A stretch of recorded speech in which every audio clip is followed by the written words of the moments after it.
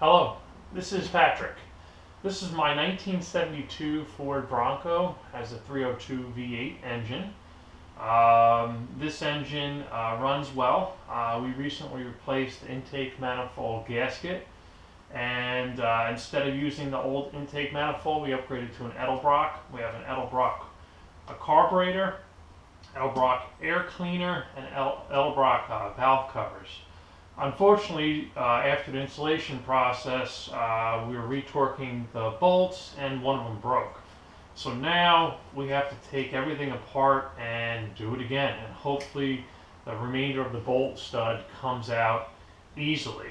What point we're at here right now is we drained the antifreeze out of the system, so we're pretty much ready to start taking things apart. I'm going to start off with the coolant hoses. So we're just going to take off one for the heater core. Get that one started. What's nice about the Bronco, this ledge up here makes a good area to rest things on when you're working. Okay, now in this area we have the power feed to the distributor. Just going to disconnect that one. We're also going to disconnect some of the wires that go to the distributor itself. They're out. I'll get those out of the way. We also have a wire that goes to the electric choke. We're going to remove the upper radiator hose from the thermostat housing. Get that loosened up. That should slip right off pretty easily. That was just put on.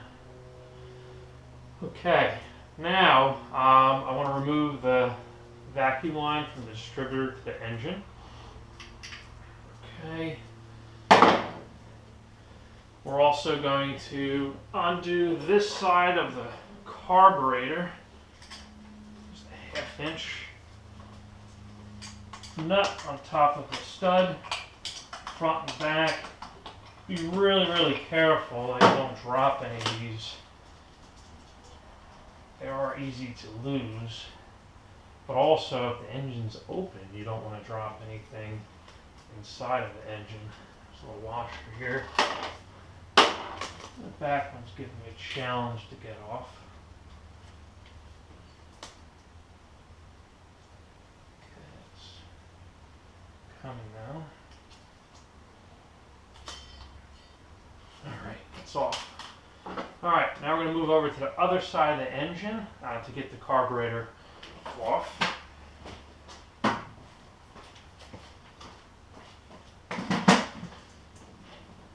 Again, 2 more studs. So it's a little bit more challenging to get to because you do have the throttle cables here.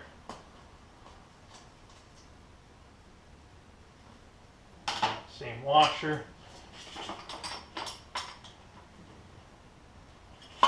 Back one's very tight where it positions.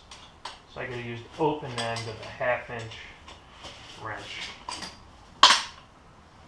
And when we put the intake manifold on, we also bought the bolts that Edelbrock recommends and did the torque recommendation that Edelbrock recommends.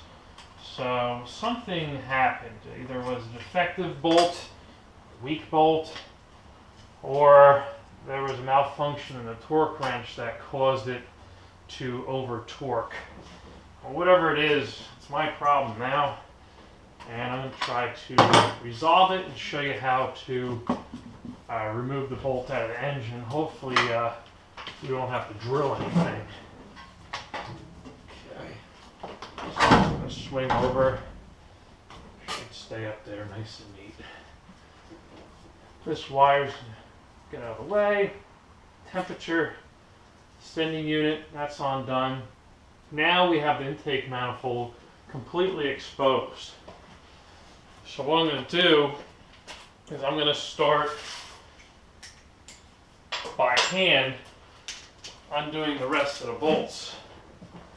And I'm going to start from the middle and work my way out. Hopefully none of them break on the way out. They are pretty loose in regards to the threads not being seized up.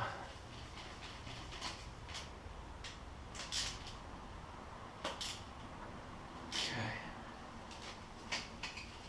I'm doing good so far.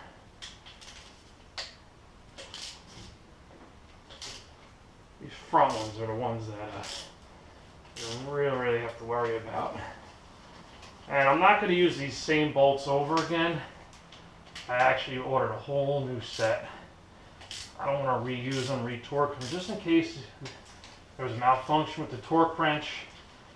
I don't want to over torque, retorque these down and have any of them break. So, well, so far with this side of the engine, we have some luck. And just to let you know, the only reason why we're replacing this intake manifold is the other gaskets had a vacuum leak, so the engine was running very poor. And it did have the same exact intake manifold on it, just one that was about 10 years old. So instead of trying to clean that one up, and just in case it was warped a little bit, for a couple $100, a little peace of mind, I was able to get a brand new one. And just makes the engine look a little bit better. It makes the installation job a little bit neater.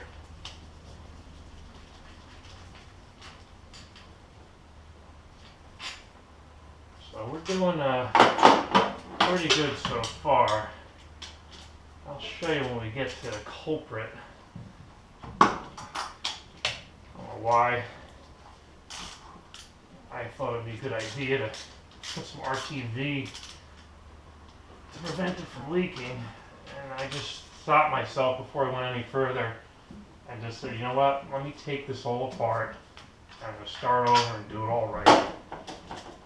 Then I don't have to worry about it leaking in that area at a future date. I could use air tools or impact gun. I just want to be careful with these bolts. I don't want to break any of them, because this one right here is the one that's broken. The only thing that's holding it in place is a little bit of RTV. Okay, now the intake manifold gasket's unbolted from the heads of the engine. There's a seal in the back, a seal in the front that we have to break, and also around the water jackets, so we might have to pry up a little bit. Before I do that, I want to disconnect this front hose.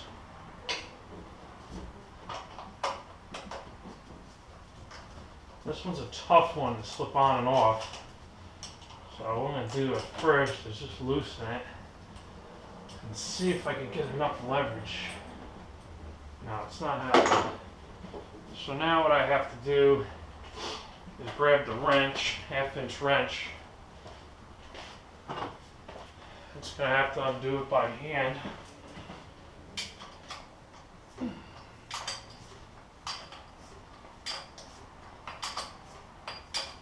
I could just take the intake and then fight it to pull the hose off, but no. You always risk of nicking the edge of the intake or cutting your hand, slipping it in the fan. So it's just a couple minutes extra and you can just take the whole thermostat off. This end I have to use the open end of the wrench here to get grip on this side. I could also just go in here with an impact and zip that off, but I'm just going to do it by wrench.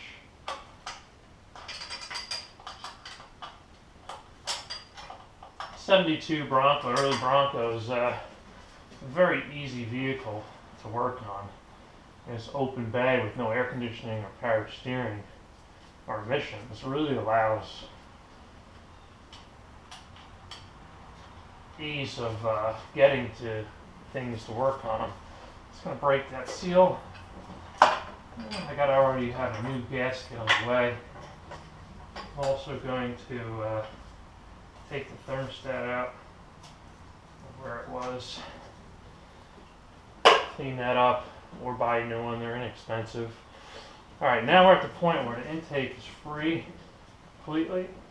We're just going to have to pry up on it with a pry bar and break that seal. So let me grab one.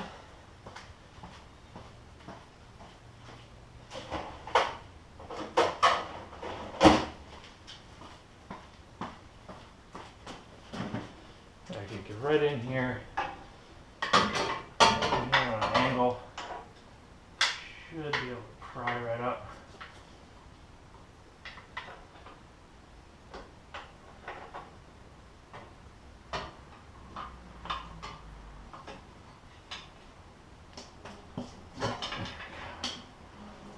I'm just prying off the water pump to the bottom of the thermostat inlet. Don't want to pry in the wrong spot and bend or gouge something that is a little bit more delicate. I broke the seal in the front. It's just going to be a challenge for the back seal at this time. What I could do.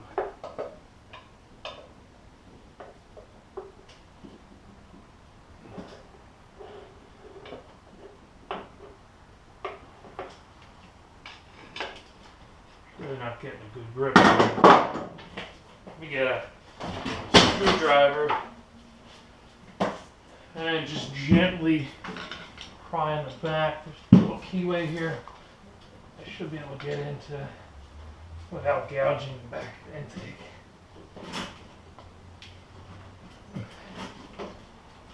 She's in there pretty good. For just being installed, it's giving me a little bit of a fight.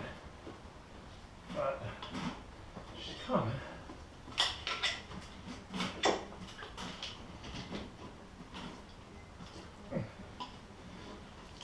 Okay.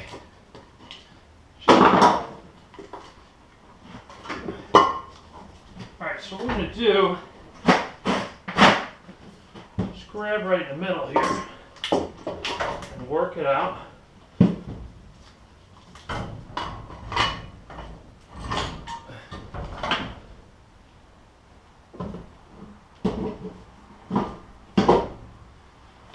sure the carb don't fall in. Also, you want to be careful when no bolts fall into the engine. Alright, now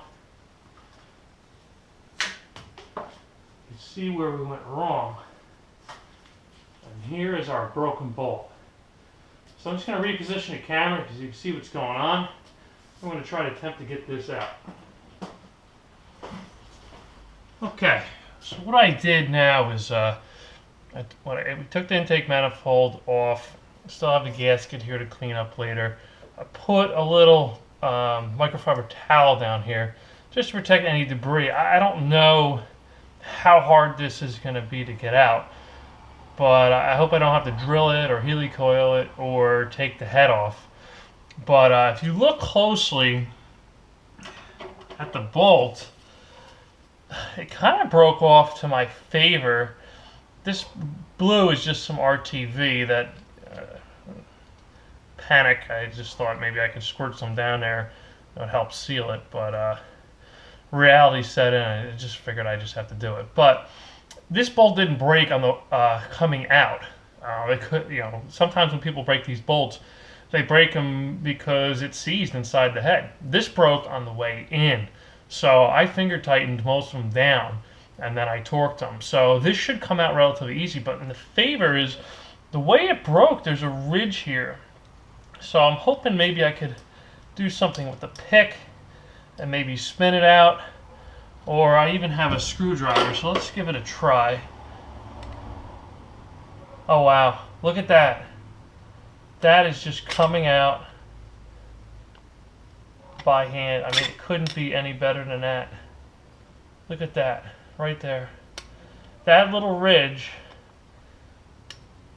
is going to make the difference in this being a very expensive job to something I should be able to do in a matter of minutes. I mean, I'm just spinning this by hand now. Wow. You can't get any more luckier than this. This rarely ever happens. I mean, it shouldn't happen in the first place. I think the torque wrench I had, the lowest setting, was kind of where these needed to be on torque, and it's an older torque wrench, and you know, I might have left it at torque certain times and stretched it, so it's my fault. But look at this. Look at that. That is coming right out. Right by hand. There it is. Look at that ridge there. Whew. I mean, that screwdriver just fit right in there to turn it. I didn't have to do anything, no drilling, no chiseling. Boy, am I lucky. Let's not drop this in the engine. Let's put it off to the side. Alright, so now at this point, I'm going to clean everything up. Put some RTV in the front and rear. Put the new bolts in, the new gaskets in, and do it all over again. And you know what I'm going to do? I'm going to buy a brand new torque wrench. I'm going to buy a 3/8 drive one, which is more sufficient for this type of job. And hopefully that doesn't happen again. And thank you for watching the video. If you have any questions, please make some comments. And please subscribe to my channel.